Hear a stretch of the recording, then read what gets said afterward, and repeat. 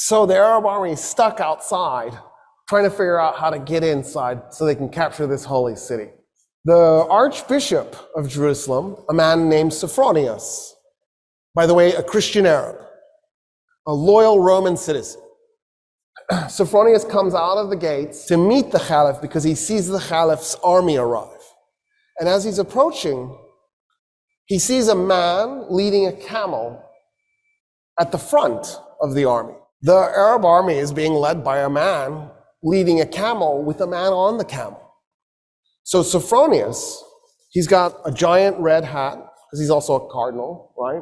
He's got gold tassels, actual gold, hanging from his hat. He's covered in gold jewelry.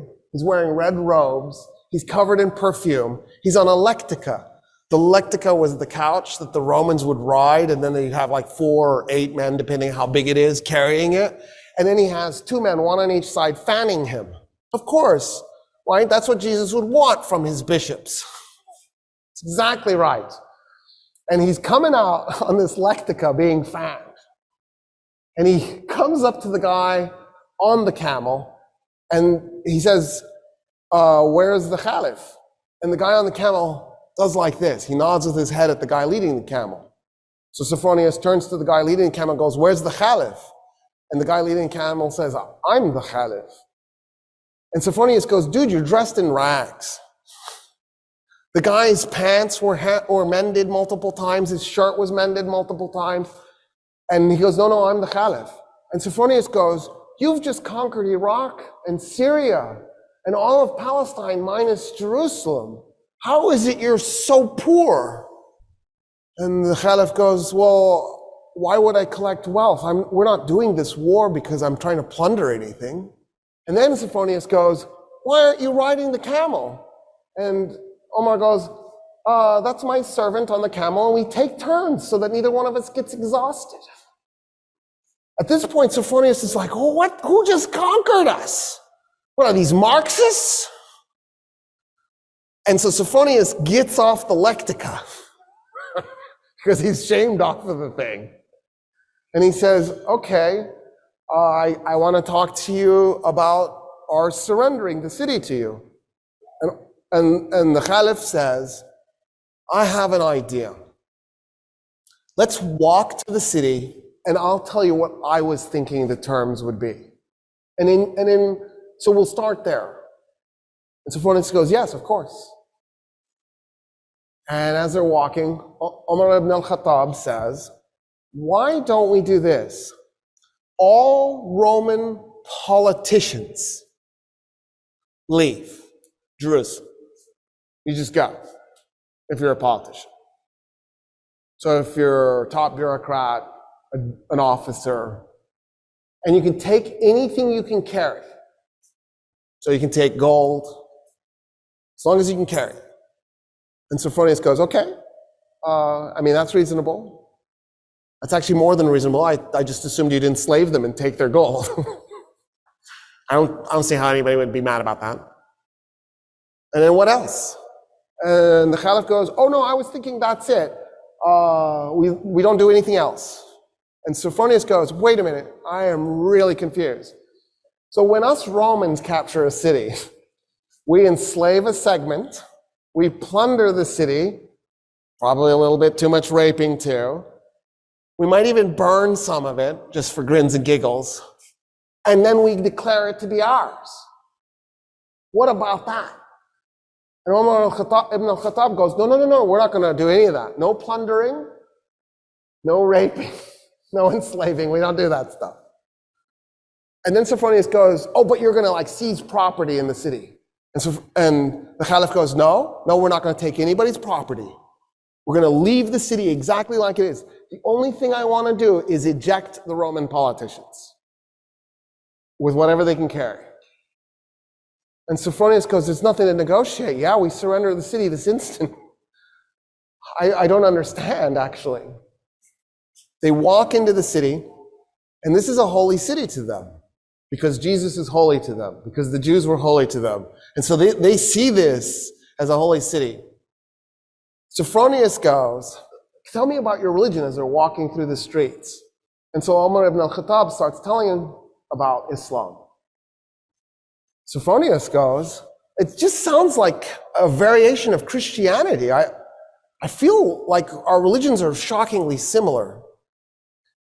And Umar ibn al-Khattab goes, yeah, because they are. I mean, we thought we were doing Judaism 3.0. It never occurred to us that we were going to be received as being so different. And he says, you've given us such amazing surrender terms, and because I feel such kinship with your religion, will you do me an honor?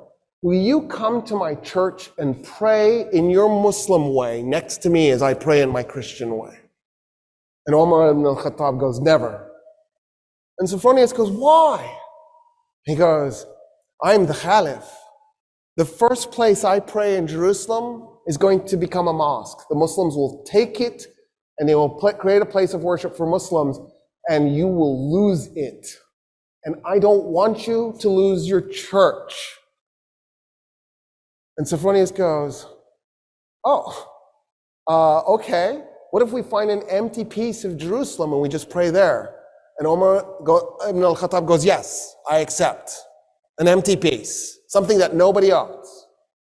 So they go and they find an empty lot and they pray. The Archbishop in his Christian way, the Caliph in his Muslim way, side by side. It is a mosque today, that spot, commemorating the first place that the first Muslim Caliph prayed in Jerusalem. He nailed it. He knew what was coming. And he saved the Church of the Holy Sepulchre for Christians, because that's the church Sophronius wanted him to pray in. At that point, the Caliph says, I want to see the Temple Mount. And Sophronius goes, why? And the Caliph goes, because it's holy. It's holy to everybody. It's holy to Christians, it's holy to Jews, it's holy to Muslims. And Sophronius goes, nah, we haven't been treating it as holy to anybody. And Umar ibn al-Khattab goes, what do you mean? And so Sophronius says, so after we tore down the second temple of Solomon, when we conquered Palestine, we turned the Temple Mount into a garbage dump to punish the Jews. And the Caliph goes, what do you mean? And Sophronius goes, yeah, there's like 500 years of refuse on that thing. It's just a garbage dump. And he goes, show me. They walk up to the Temple Mount, and the Caliph can't believe what he's looking at. He falls on his knees, and he begins clearing the garbage by his hands.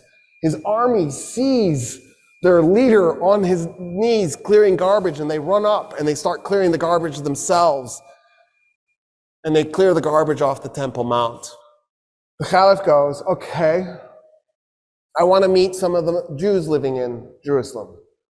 And Sophronius goes, there are no Jews in Jerusalem. And the Caliph goes, what do you mean there's no Jews in Jerusalem? The city is holy to the Jews. How could there be no Jews? And he says, well, us Christians, we pretty much murder them every chance we get. We really hate Jews. In fact, in the war we just did against the Persians, the Jews sided with the Persians. And so we murdered 20,000 Jews in Jerusalem and completely purged the city of its remaining Jewish population. And Umar ibn al-Khattab goes, no, this is wrong. You can't do this. And so he turns to a convert to Islam, a Jewish convert to Islam, and he says, I need you to find me 80 Jewish families that were willing to volunteer to move to Jerusalem so we can reestablish a Jewish presence in this city. And that's how the Muslims conquered Jerusalem. And that's the stuff that's left out of your history book.